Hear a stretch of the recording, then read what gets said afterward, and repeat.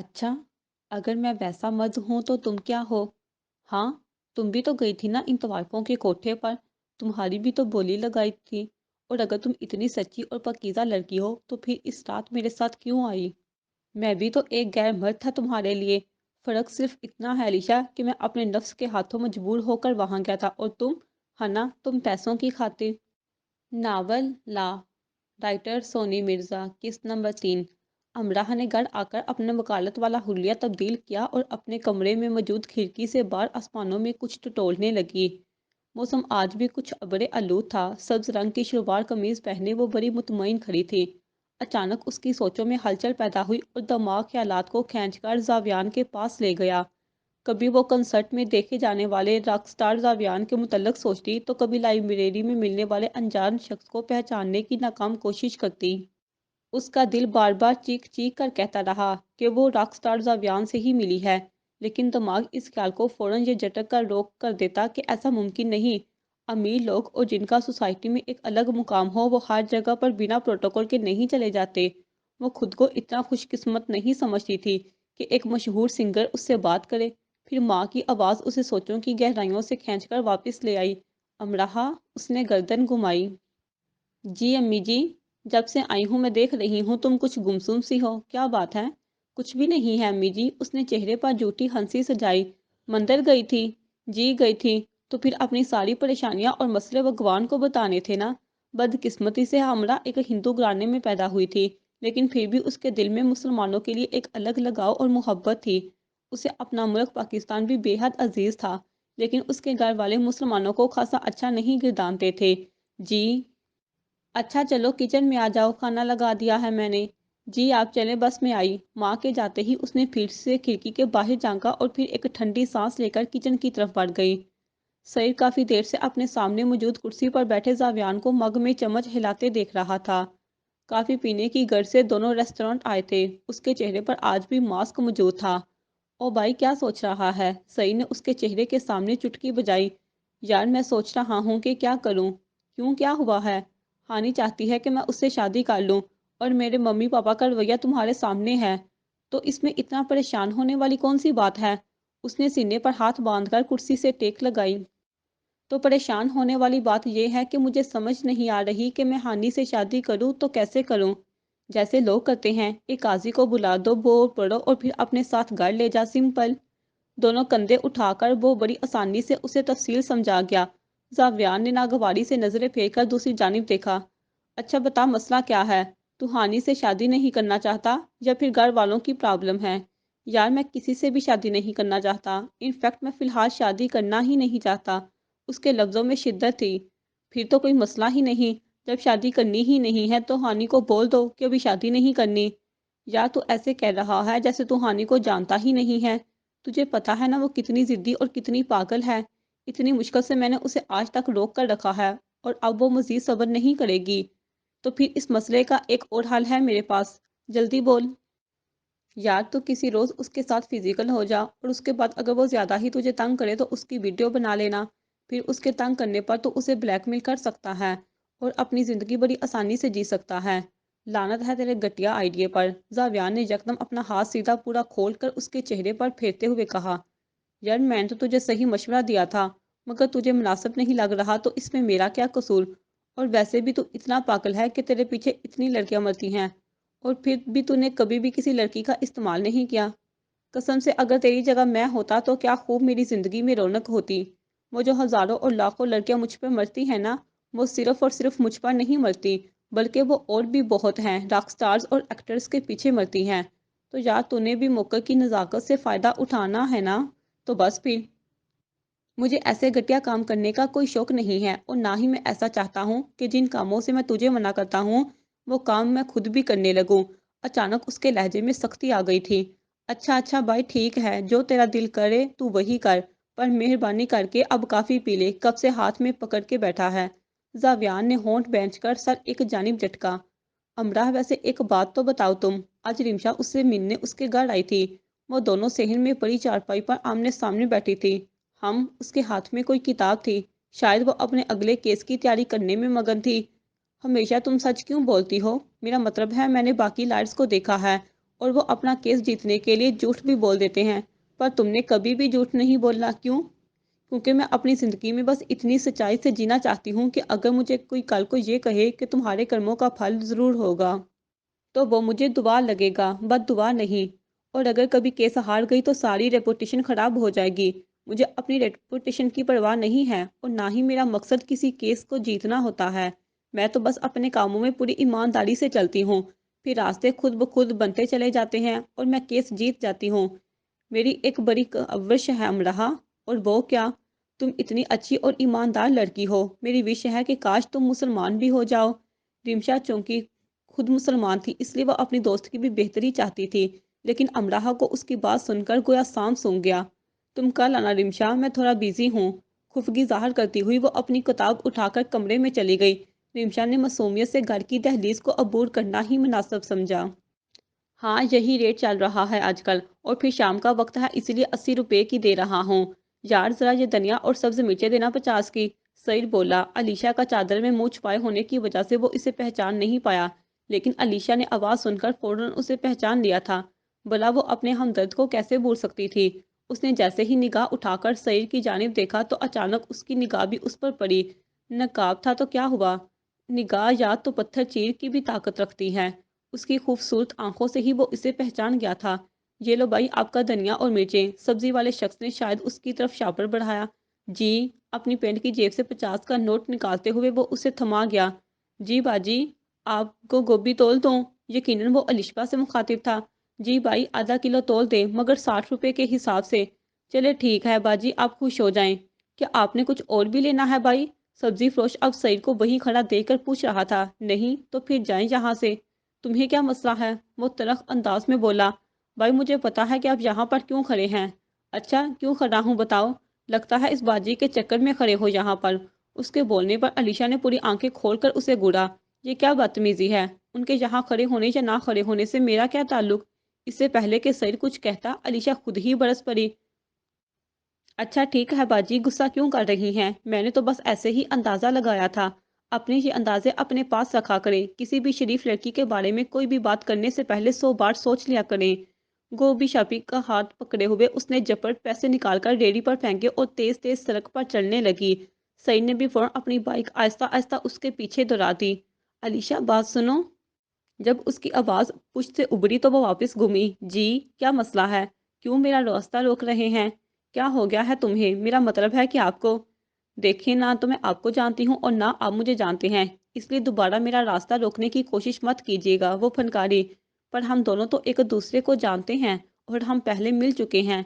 रात गई बात गई, मैं बस एक रात के लिए आपको जानती थी और उसके बाद हमारे रास्ते अलग हैं। पर मैं तुमसे बात करना चाहता हूँ। माफ़ कीजिएगा लेकिन मुझे आपसे कोई बात नहीं करनी। अपनी कहे उसने फिर से रुख सीधा और मज़ीद तेज़ी से कदम बढ़ाने लगी। अलीशा यार तुम एक बार मेरी बात तो सुनो। अलीशा। वो अभी तक अपनी मोटरसाइकिल को पैरों की मदद से चलाता हुआ उसके पीछे पीछे था। खुदा के लिए मेरा पीछा छोड़ दें, और ना ही मुझे आपसे कोई बात करनी है और ना ही मैं आपके मुंह से अपना नाम सुनना चाहती हूँ। और आप जैसे मर्दों से बात करना तो दूर, मैं आप जैसों की शक्ल देखना भी पसंद नहीं करती। मुझ जैसों की मतलब? उसने आंखें स्केरी। मतलब कि इन मर्दों की जो रोज किसी ना किसी गैर औरत को खरीदते हैं। पर मैं तो तुम्हें हाथ भी नहीं लगाया था। आपका वो एहसान मैं आखिरी सांस तक याद रखूंगी। लेकिन इसका मतलब ये नहीं कि अब मैं आप जैसे मर्दों को पसंद करने लगूं।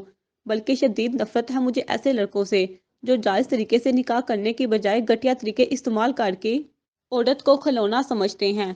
अच्छा, अगर मैं वैसा मर्द हूँ तो तुम क्या हो? हाँ, तुम भी तो गई थी ना इन तवाइफों के कोठे पर। तुम्हारी भी तो बोली लगाई गई थी। और अगर तुम इतनी सच्ची और पकीज़ा लड़की हो तो फिर उस रात मेरे साथ क्यों आई? मैं भी तो एक गैर मर्द था तुम्हारे लिए। फ़र्क सिर्फ इतना है रिशा कि मैं अपने नफ्स के हाथों मजबूर होकर वहाँ गया था, और तुम, है ना, तुम पैसों की खातिर। सईद के लफ्ज़ उसे किसी नश्तर की तरह चुभे थे, लेकिन वो जो भी कह रहा था सच था। उसके पास बोलने के लिए अब कुछ नहीं था। इसलिए वो लब समेटे नजरें झुकाकर शर्मिंदगी से दोबारा अपना वजूद घर की जानिब दुराने लगी। सईद वहीं रुक गया। चूंकि उसका घर इंतहाई करीब था इसलिए वो किसी गली में गई थी, ये वो जान गया था। फिर उसके मंजर से गायब होते ही उसने भी अपनी राह ली। हाँ, ये इधर रख दो। फलक बेगम बेड पर बैठी फोन में मगन एक नौकर से कह रही थी, जो बिलाशबा उनका कोई लिबास लेकर हाजिर हुआ था। ये किस लिए मंगवाया? जावेद साहब ने कमरे में कदम रखते ही नरमी से पूछा। میری شادی ہو رہی ہے اس لیے پہنا ہے۔ ہمیشہ کی طرح الٹا جواب سن کر وہ اپنے چہرے پر ناگواری سے ہاتھ پھیر گئی۔ تم کبھی بھی میری بات کا صحیح جواب نہیں دے سکتی۔ نہیں، موبائل کو سائڈ ٹیبل پر رکھ کر وہ مقابل کھڑی ہوئی۔ کیوں ہر وقت مجھ سے لڑنے کے لیے تیار رہتی ہو؟ کیوں ہر وقت مجھ سے لڑنے کے لیے تیار رہتی ہو؟ کیونکہ تم اسی کے قابل ہو۔ میں تمہارا شوہر ہوں اور تم میری ذرا سی بھی عزت نہیں کرتی۔ سوچو اگر کسی دن مجھے غصہ آ گیا تو تو کیا کرو گے ہونا؟ جب تمہارے پاس دینے کے لیے کوئی دھمکی ہے ہی نہیں تو پھر یہ اترانا کس بات کا؟ یہ گھر، بزنس اور ساری پراپرٹی میرے نام ہے، تو تم مجھے کیا دھمکی دو گے؟ تمہاری انہی حرکتوں کی وجہ سے آج ہمارا بیٹا ہمارے ساتھ نہیں رہتا، انہوں نے اشتعال سے کہا۔ میری نہیں بلکہ تمہاری حرکتوں کی وجہ سے وہ یہاں نہیں رہتا۔ اگر تم دوسری عورتوں کے پیچھے بھاگنا چھوڑ دیتے تو وہ آج یہاں ہوتا۔ مقابل بھی گرج کر بولی تھی۔ تم نے ہمیشہ مجھے میرے بیٹے کی نظروں میں برا بنایا ہے۔ زاویان ہمارا اکلوتا بیٹا ہے، تم نے مجھے میرے اکلوتے بیٹے کے سامنے ذلیل کر کے رکھ دیا ہے۔ آخر چاہتی کیا ہو تم؟ میں کیا چاہتی ہوں؟ تم کیا چاہتے ہو جاوید؟ تمہاری انہی گھٹیا حرکتوں کی وجہ سے میرا بیٹا تمہیں اپنا باپ نہیں مانتا۔ وہ تمہیں ایک اچھا انسان نہیں سمجھتا۔ اسے لگتا ہے کہ اس کا باپ دنیا کا سب سے گرا ہوا شخص ہے۔ کم سے کم اب تو اپنی ان حرکتوں سے توبہ کر لو۔ تمہیں سمجھانے سے اچھا ہے بندہ دیوار میں سر مار لے، چلا کر کہتے ہوئے وہ سر جھٹک کر باہر نکل گئے۔ مار ہی لو اپنا سر دیوار میں تو اچھا ہے، کم سے کم ہم سب کی جان تو چھوٹے گی تم سے۔ وہ پیچھے سے بلند آواز میں چیخیں۔ زاویان آج نائٹ پارٹی میں ایک کلب میں آیا تھا۔ وہ سیاہ پینٹ شرٹ میں ملبوس غضب ڈال رہا تھا۔ ہانیہ جو کہ پہلے سے وہاں موجود تھی اس پر نظر پڑتے ہی پکاری، hi Zayan, I am here. اس نے ہاتھ لہرا کر تو وہ اس کی سمت چلایا۔ ہائے، دونوں نے ہاتھ ملا کر سلام کیا۔ کیسے ہو؟ گڈ۔ ہائے راک سٹار زاویان۔ دور سے ایک لڑکی چلائی اور پھر چند لڑکیوں کے ہمراہ اس کے قریب آ کر کھڑی ہو گئی۔ تبھی سعید بھی بلو جینس پر سفید شرٹ پہنے وہاں داخل ہوا۔ اس کی نظر سیدھا زاویان کے قریب کھڑی لڑکیوں پر پڑی جو اس کے ساتھ چپک چپک کر سیلفیاں لے رہی تھی، اور پھر دوسری نظر وہ ہانیہ کے چہرے پر ڈال گیا۔ وہ اس وقت اپنی انگوٹھیاں بینچے و مشر ان لڑکیوں کو زاویان کے قریب کھڑا برداشت کر رہی تھی۔ وہ اس کی شکل دیکھ کر ہلکا سا مسکرایا اور پھر قریب آ کر کھڑا ہوا۔ ہائے ہانی، اس نے ہاتھ بڑھایا تو وہ مسکراتی ہوئی سلام لے گئی۔ دیکھو تو ذرا، یہ لڑکی کس طرح زاویان کی کمر میں ہاتھ ڈالے اس کے ساتھ چپک کر سیلفی بنا رہی ہے، اور زاویان کو خود ہی دیکھ لو، بڑا مسکرا کر پوز مار رہا ہے۔ اس کے کان میں سرگوشی کرتے ہوئے وہ دراصل اسے مزید غصہ دلانے کی کوشش میں تھا۔ ہانیہ کا غصہ اور جڑی ہوئی شکل دیکھ کر وہ ہمیشہ حظ اٹھایا کرتا تھا، اور پھر اگلے پل ویسا ہی ہوا جیسا وہ چاہتا تھا۔ ہانیہ بڑی پھرتی سے آگے بڑھی اور اس کے ساتھ چپکی سلیو لیس کپڑوں والی ایک لڑکی کو بازو سے کھینچ کر اس کے وجود سے الگ کر گئی۔ اس کے رد عمل پر دوسری لڑکیاں خود بخود پیچھے ہو کر گڑنے لگی۔ شرم کرو کچھ، سیلفی لینے کا مطلب یہ نہیں ہوتا کہ اس کے گلے ہی لگ جاؤ۔ بس بہت ہو گئی ہیں سیلفیاں، اب جاؤ۔ ہانیہ کو غصہ کرتا دیکھ کر زاویان مندی مندی نگاہوں سے اسے تاکنے لگا۔ جواب دینے کو وہ لڑکی کافی تیز لگ رہی تھی، لیکن ہانیہ چونکہ خود ایک ماڈل تھی اس لیے نہ چاہتے ہوئے بھی اسے خاموش رہنا پڑا۔ لیکن جاتے وقت وہ پھر سے ایک سمائل زاویان کو پاس کر گئی۔ اس کی یہ سمائل پر بھی ہانیہ کے وجود میں چنگاری بھڑکا گئی۔ پھر وہ جٹ اس کے روبرو ہوئی۔ کیا اس لیے پارٹیز پر آتے ہو کہ لڑکیوں کے ساتھ چپک چپک کر فوٹوز بناؤ؟ اچانک اس کی نگاہیں سعید پر پڑی تو وہ ہانیہ کو نظر انداز کرتا ہوا اس کے سامنے ہوا۔ تو نے بھڑکایا ہے نا اس کو؟ ہاں وہ نہیں۔ اپنے سر کے دائیں جانب بالوں میں انگلیاں ٹھونستے ہوئے وہ چھت کی جانب دیکھ کر بڑبڑانے لگا۔ ہانی، یہ تمہیں بھڑکاتا ہے اور تم اس کی باتوں میں آ جاتی ہو۔ اب وہ اس کی جانب گھما تھا۔ زاویان بیبی، میں اندھی نہیں ہوں، مجھے خود سب کچھ دکھائی دیتا ہے۔ میں نے خود دیکھا ہے کہ وہ لڑکی تمہارے ساتھ کس طرح چپک کر کھڑی تھی۔ اچھا، اور جب تم چپکتی ہو تو اس کا کیا؟ زاویان کے سوال نے اس کے تن بدن میں آگ لگا دی تھی۔ سعید نے بھی جھپٹ چونک کر دیکھا، کیونکہ آج سے پہلے کبھی بھی زاویان نے اسے یوں پلٹ کر جواب نہیں دیا تھا۔ تو تمہیں میرا قریب آنا اچھا نہیں لگتا؟ اگر میں کہوں کہ بالکل نہیں تو؟ اپنی پینٹ کی دونوں جیبوں میں ہاتھ پھنساتے وہ تنے لہجے میں بولا، تو میں آج کے بعد کبھی بھی تمہارے قریب نہیں آؤں گی۔ Thanks please. اپنی بے رخی دکھاتا وہ کلب سے باہر نکل گیا۔ ہانیہ کو اس کے جواب نے تڑپا کر رکھ دیا تھا۔ زاویان کا بدلا لہجہ اور بدلا انداز اس کے رونگٹے کھڑے کر گیا۔ وہ بت کی مورت بنی کافی دیر تک وہیں کھڑی ایک جانب دیکھتی رہی، اور سعید بھی زاویان کی پیروی کرتا ہوا اس کے پیچھے ہی نکل گیا۔ یار، تو نے اس کی انسلٹ کیوں کی؟ ڈرائیونگ سیٹ کے ساتھ بیٹھے زاویان کی جانب دیکھ کر وہ یقیناً ہانیہ کے متعلق پوچھ رہا تھا۔ مجھے اس کا یوں زیادہ رومانٹک ہونا اچھا نہیں لگتا، اور نہ ہی مجھے یہ اچھا لگتا ہے کہ کوئی بھی شخص بلا وجہ مجھ پر اپنا حق جتا کر مجھے قید کرنے کی کوشش کرے۔ زاویان مین روڈ پر گاڑی چلاتا ہوا اپنے پہلو میں براجمان سعید سے مخاطب تھا۔ پر بھائی وہ تجھ سے پیار کرتی ہے۔ آئی ڈونٹ کیئر، وہ لاپرواہی سے بولا۔ ایسے کیسے ڈونٹ کیئر؟ تو جانتا ہے نا ہانیہ کو، اگر اسے یہ لگا تو اسے اگنور کر رہا ہے یا تجھے اس میں کوئی دلچسپی نہیں رہی تو وہ آفت کھڑی کر دے گی۔ اور تو شاید بھول رہا ہے کہ میں کون ہوں۔ اگر وہ ایک سو کال ماڈل ہے تو میں ایک مشہور راک سٹار ہوں۔ اس جیسی سینکڑوں لڑکیاں مجھے آ کر قید کرنے کی کوشش کریں گی تو مجھے ان کو ان کی اوقات میں رکھنا بہت اچھے سے آتا ہے۔ بھائی تو خود سے بھی اپنی گرل فرینڈز کی حیثیت سے سب کے سامنے شو کروا چکا ہے۔ کیا تجھے سچ میں لگتا ہے کہ گرل فرینڈ کی کوئی حیثیت ہوتی ہے؟ تو کیا نہیں ہوتی؟ میرے نزدیک کسی بھی ایسے رشتے کی کوئی حیثیت یا اوقات نہیں جو وقتی ہو۔ مطلب تو ہانیہ سے شادی نہیں کرے گا؟ اس نے انتہائی تعجب سے پوچھا۔ اگر اس کی حرکتیں ایسی ہی رہی تو کبھی نہیں۔ سعید کا منہ اس کے جواب پر پوری طرح کھل گیا تھا۔ منہ بند کر مکھی چلی جائے گی، وہ فوراً اپنا منہ ٹھپ سے بند کر گیا۔ پر یار اس طرح تو… اس سے پہلے کہ وہ مزید کچھ بولتا زاویان نے اچانک اتنی زور سے گاڑی کی بریک دہائی کہ اس کا وجود جھول کر رہ گیا۔ جب سامنے نظر پڑی تو دو عورتیں اس کی گاڑی میں لگتی ہوئی بمشکل بچی تھی۔ وٹ ربش، اندھی ہو گئی ہیں کیا یہ دونوں؟ زاویان غصے سے کہتا ہوا گاڑی سے باہر نکلا، وہ بھی اس کے پیچھے ہی سڑک پر آیا تھا۔ ہائے ہائے بدتمیز لڑکے، تجھے دکھائی نہیں دیتا کیا؟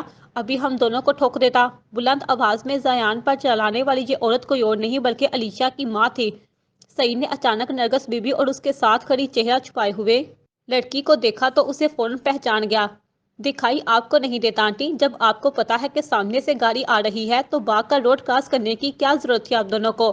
آپ جیسے لوگ خود اپنی غلطیوں کی وجہ سے مر جاتے ہیں اور پھر ہم پر الزام آ جاتا ہے۔ زاویان بدلحاظ ہو کر گر جا۔ ارے تجھے تمیز نہیں ہے لڑکے، امیر گھر کے بگڑے ہوئے لونڈے لگتے ہو۔ جب نرگس بی بی دوبارہ بولی تو علیشا نے ان کا بازو پیچھے سے پکڑا۔ چھوڑے نا ماں، جانے دے، اس نے دھیرے سے سرگوشی کی۔ ارے کیوں جانے دو؟ ابھی ہمیں مار دیتا تو؟ وہ اسے جھٹکا دی گئی۔ لگتا ہے آپ ایسے نہیں مانیں گی، ویٹ، ابھی پولیس کو کال کرتا ہوں۔ پولیس کا لفظ سن کر علیشا دھیرے پھاڑے گھورنے لگی۔ ابے کیا کر رہا ہے، چھوڑ نہ، سعید نے زاویان کو فوراً باہر نکالتے ہوئے دیکھ کر کہا۔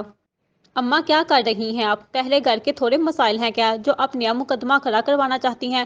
علیشا نے پھر سے آہستگی سے کان کی پھونک ماری۔ رک بیٹا، میں تو بس ایسے ہی کہہ رہی تھی، ہماری ہی غلطی ہے، پولیس کو نہ بلانا ہاں۔ نرگس بی بی کے اچانک بدلتے تیور زاویان کو دکچا سا لگا۔ دیکھ بھائی، اب انہوں نے معذرت کر لی ہے، چھوڑ نہ اب۔ سعید دوبارہ گویا ہوا۔ اوکے فائن، وہ مختصر کہہ کر گاڑی کی جانب گھما۔ تبھی سعید نرگس بی بی سے مخاطب ہوا۔ آنٹی کہاں جانا ہے آپ لوگوں نے؟ چلے نا ہم چھوڑ دیتے ہیں۔ زیان نے ناگواری سے نگاہیں پھیر لی، جبکہ علیشا کے ذہن نے بھی رات کے اندھیرے میں اس مسیحا کو پھر سے شناخت کے درجے پر پہنچا دیا تھا۔ نہیں بیٹا، ہم چلے جائیں گے۔ ارے آنٹی، بیٹا بھی کہتی ہیں اور انکار بھی کرتی ہیں، چلے آ جائیں۔ خوش رہو بیٹا، کتنا فرق ہے تم دونوں لڑکوں میں، نرمی سے کہتی ہوئی جب وہ گاڑی کی جانب بڑھی تو زاویان نے بویں سکے کر سعید کو گولی ڈال لی۔ یار میں گاڑی چلاؤں گا پلیز۔ سعید کے التجا کرنے پر وہ مزید کشمکش کا شکار ہو گیا۔ اس کی حرکتیں زاویان کی سمجھ سے باہر ہو رہی تھی۔ وہ بس خاموش سا دیکھ کر اس کے ساتھ والی سیٹ پر بیٹھ گیا۔ نرگس بی بی بڑی حسرت اور رشک بڑی نگاہوں سے اس بڑی گاڑی کو اندر سے تاک رہی تھی۔ سعید نے فرنٹ شیشہ سیدھا کیا اور پیچھے نقاب میں بیٹھی علیشا کی آنکھوں پر لا کر ٹکا دیا۔ زاویان نہ جانے کیسے اپنے منہ میں لفظ دبا کر بیٹھا تھا۔ گاڑی چلاتے ہوئے وہ بار بار علیشا کا دیدار کرتا، اس کی حرکتوں کو وہ خود بھی محسوس کر رہی تھی۔ آنٹی آگے کس طرف جانا ہے؟ سعید نے جان بوجھ کر انجان بننے کی کوشش کی۔ بیٹا دائیں طرف، نرگس بی بی بولی۔ اس نے سٹیئرنگ اسی جانب گھمایا اور ان کی گلی کے سامنے جا کر بریک لگا دی۔ نیچے اترتے وقت انہوں نے سعید کا شکر ادا کیا اور چلتی بنی۔ سعید دور تک انہیں گھر کے اندر تک داخل ہوتا دیکھ رہا تھا۔ زاویان نے جٹ اس کے کان کے نیچے ڈال دی۔ کیا ہے ابے، مار کیوں رہا ہے؟ اپنا ہاتھ سامنے کرتے ہوئے وہ ترملایا۔ کیا تھا یہ سب؟ کیا؟ اس نے دونوں ہاتھ کھول کر لا علمی کا اظہار کیا۔ میں ان عورتوں کو پولیس کے حوالے کرنے والا تھا اور تو نے ان کو میری گاڑی میں بٹھا دیا، اور صرف بٹھایا ہی نہیں بلکہ جناب صاحب اس لڑکی کا دیدار بھی کر رہے تھے۔ تجھے پتا بھی ہے کہ وہ لڑکی تھی کون؟ مجھے دلچسپی نہیں جاننے میں۔ عجیب بے سراس بناتے ہوئے اس نے اپنا چہرہ شیشے کی جانب موڑا۔ یار یہ وہی لڑکی علیشا تھی جس کے بارے میں نے تجھے اس دن بتایا تھا۔ بنا پوچھے ہی جب اس نے بتایا تو وہ جٹ اس کی طرف چونکتے ہوئے گھما۔ وہ کوٹھے والی لڑکی؟ ہاں۔ اوہ تو یہ تھی وہ حسینہ جس کے پیچھے تو نے بینک لوٹا؟ ہاں میرے بھائی ہاں، اس نے لفظوں پر زور دیا۔ ویسے میں نے اسے اتنے غور سے دیکھا نہیں، لیکن اگر مجھے پتا ہوتا کہ یہ وہی لڑکی ہے تو ضرور دیکھتا۔ چل اب پھر آجا۔ کہاں؟ سٹیئرنگ سنبھال۔ واہ، لڑکیوں کے سامنے ایفیشنسیاں جاننے کے لیے تو گاڑی چلائے گا اور بعد میں وہ پورے ایکشن مار کر بولا۔ سعید بس دانت نکالنے لگا۔ تو جب ہمارے مقتول کا قتل ہوا تو اس وقت قاتل وہاں اس 4 کے فاصلے پر کھڑا تھا۔ امراء نے دور ایک جانب اشارہ کیا۔ وہ یہاں اپنے ایک کیس کے سلسلے میں معلومات اور ثبوت اکٹھے کرنے آئی تھی۔ تو اگر گولی اشفاق نے چلائی تو پھر وہ سیدھی سینے پر لگنی چاہیے تھی، پر یہ گولی تو گردن پر لگی، اور اشفاق کا قد تو بالکل چھوٹا سا ہے، اس لیے وہ اگر نیچے سے اوپر کی جانب گولی چلاتا تو نشان ترچھا ہوتا، جس سے یہ صاف ظاہر ہے کہ گولی اشفاق نے نہیں چلائی۔ پھر وہ اپنے پیچھے کھڑے پولیس انسپکٹر سے مخاطب ہوئی، مجھے اس نشان کا سیمپل چاہیے، ابھی تھوڑی دیر میں ہی۔ جی میڈم، وہ ادب سے بولا اور پھر امراہ چل کر اپنی سرکاری گاڑی میں بیٹھ گئی۔ وہ پچھلی سیٹ پر اکیلی بیٹھی تھی جبکہ ڈرائیور گاڑی چلا رہا تھا۔ اچانک فون کی رنگ ٹون پر اس نے پرس سے اپنا موبائل نکالا۔ اسکرین پر موجود انجان نمبر دیکھ کر اس نے اپنی دونوں آنکھیں تن کر لیں۔ نہ چاہتے ہوئے بھی اسے کال ریسیو کرنا ہی تھی کیونکہ یہ اس کا پیشہ تھا۔ ہیلو، السلام علیکم۔ دوسری جانب سے سنی جانے والی آواز کسی لڑکی کی تھی۔ اس نے سلام کہا تھا اور امرا کچھ دیر رک کر یہ سوچنے لگی کہ اسے سلام کا جواب دینا چاہیے یا نہیں۔ پھر نہ جانے اس کے ذہن میں کون سا خیال امڑ آیا کہ اس نے جٹ وعلیکم السلام کہہ دیا۔ بیرسٹر امراہ دائم بات کر رہی ہیں؟ جی کہیں، میں آپ سے ملنا چاہتی ہوں۔ کل شام میں گاڑی بھجوا دوں گی، آپ مجھ سے ملنے میرے گھر آ جائیے گا۔ اب خود مجھ سے ملنے آئیں گی، میں نہیں۔ نخریلے انداز میں مختصر کہہ کر اس نے فوراً کال کاٹ دی، پھر اپنا چہرہ شیشے سے باہر منظر پر ٹکا دیا۔ زاویان آج جب شام کو اپنے میوزک روم میں ریہرسل کے لیے آیا تو اپنا گٹار اٹھا کر اسے بجانا شروع کیا۔ وہ ایک طرف چھوٹی سی کرسی پر بیٹھا اسے بجا کر سر بنا رہا تھا۔ اچانک اس کا خیال نہ جانے اسے کہاں سے امراہ کے قریب لے گیا۔ اسے بار بار لائبریری میں کھڑا اس کا وجود اور جاتے وقت اس کا مسکراتا چہرہ دکھائی دے رہا تھا۔ گٹار پر بجتی انگلیاں وہیں رک گئیں۔ پھر اسے صوفے پر ایک طرف پھینک کر وہ اٹھ کھڑا ہوا، قدم بالکونی کی طرف بڑھائے، مگر وہاں کچھ دیر ٹہلنے کے بعد بھی اسے سکون نہیں آ رہا تھا۔ ذہن بار بار گھسیٹ کر اسے ایک انجان لڑکی کی طرف لے جاتا۔ اس خیال کو جھٹکنے کی کوشش میں وہ ہر بار ناکام ہو جاتا۔ وٹ دا ہیل، میں کیوں ایک لڑکی کے بارے میں اتنا سوچ رہا ہوں، اور وہ بھی ایک ایسی لڑکی جسے میں جانتا بھی نہیں۔ اپنے ہاتھوں کو زور سے بالکونی کے ساتھ جڑی سیفٹی گرل پر مارتے ہوئے وہ اپنے آپ سے سوال کر رہا تھا۔ پھر اگلے ہی پل تیزی سے چل کر اپنے کمرے میں گیا اور بیڈ کے ایک طرف پڑا اپنا فون اٹھا کر کان سے لگایا۔ ہیلو، بڈی کو کیسے یاد کیا؟ فون کے دوسری طرف سعید کی آواز گونجی، ملنا ہے تجھ سے، آج، ابھی اور اسی وقت۔ خیریت تو ہے؟ تو مل رہا ہے یا نہیں؟ ابے میں آج اگر غلطی سے کسی جگہ پر انٹرویو دینے کے لیے پہنچ ہی گیا ہوں تو مجھے فکس نہ ہونے دینا۔ بار میں جا تو۔ جٹ کال ڈسکنیکٹ کر کے اس نے موبائل اٹھا کر بیڈ پر دے مارا۔ پتہ نہیں اسے اب کیا موت پڑ گئی۔ صرف فون کٹنے پر منہ میں بڑبڑایا زاویان اپنے چہرے پر غصے سے ہاتھ پھیرتا ہوا نیند کی 2 گولیاں لے کر بیڈ پر گر گیا۔ آج ہانیہ کے گھر پارٹی تھی۔ ناراض ہونے کے باوجود بھی اس نے زاویان کو انویٹیشن بھیجا تھا۔ شام کو جب پارٹی شروع ہوئی تو وہ سیاہ چمکیلا سا تنگ لباس پہنے اس کی راہ دیکھنے لگی۔ جیسے ہی وہ دور سے بلو پینٹ شرٹ اور جیکٹ میں ملبوس آتا دکھائی دیا تو اس نے فوراً اپنا رخ مخالف سمت میں موڑ لیا تاکہ وہ اپنی ناراضگی ظاہر کی جا سکے۔ ہائے ہانی، زاویان کی گمبھیر آواز سن کر بھی وہ اسے انسنا کرتی ہوئی کسی لڑکی سے باتوں میں مگن رہی۔ ہانی، اگر تم نے مجھ سے بات نہیں کرنی تھی تو پھر مجھے انوائٹ بھی نہیں کرنا چاہیے تھا۔ اس کا انداز خفگی چھلکا رہا تھا۔ ہانیہ نے اسی پل میں توجہ اس کی جانب مبذول کر دی۔ زاویان، تمہیں سچ میں نہیں پتا یا تم جان بوجھ کر انجان بن رہے ہو کیا کہ میں تم سے ناراض ہوں؟ اگر ناراضگی ظاہر کرنی تھی تو مجھے پارٹی میں انوائٹ نہ کرتی۔ تمہیں میرے چہرے سے ذرا اندازہ نہیں ہو رہا کہ مجھے تمہاری باتوں نے کتنا ہرٹ کیا؟ ہاں، میں جانتا ہوں کہ میں نے اس دن کچھ زیادہ ہی کہہ دیا تھا، لیکن تمہیں بھی اپنی لمٹ میں رہنا چاہیے۔ میری لمٹ مطلب؟ اب ہمارے بیچ لمیٹیشنز آ گئی ہیں۔ اس نے تیوری چڑھائی۔ تمہیں پتہ ہونا چاہیے کہ ہر انسان نے اپنی زندگی کے کچھ گول سیٹ کیے ہوتے ہیں۔